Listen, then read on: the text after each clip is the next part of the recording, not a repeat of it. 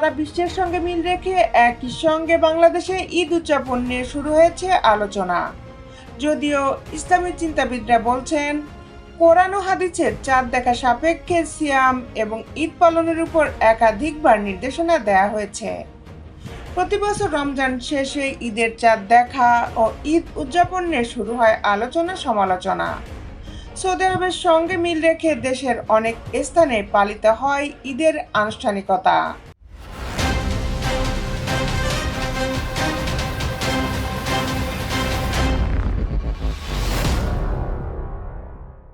বিস্তারিত নিয়ে আপনাদের সাথে আছি আমি শামীমা সুলতানা।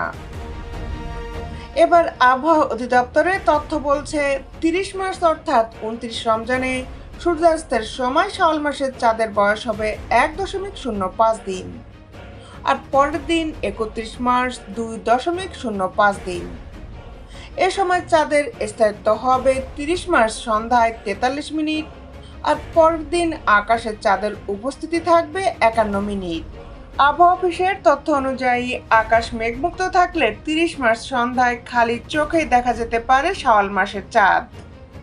সৌদি আরব সহ অন্যান্য দেশের সঙ্গে একই দিনে ঈদ উদযাপনের বিষয়ে এবার আলোচনা উঠলেও ইসলামী চিন্তাবিদরা কোরআন ও হাদিসের নির্দেশনাকে মেনে চলার উপর গুরুত্ব দিচ্ছেন। গত কয়েক বছর ধরে সৌদি আরবের সঙ্গে একই সঙ্গে ঈদ উদযাপন বিষয়ে শীঘ্রই সরকারের পক্ষ থেকে সিদ্ধান্তের কথা জানিয়েছে ইসলামী ফাউন্ডেশন।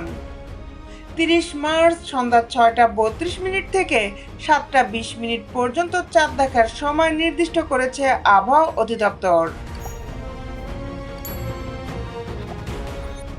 দেশ বিদেশের আপডেট নিউজ পেতে আমাদের সাথেই থাকুন।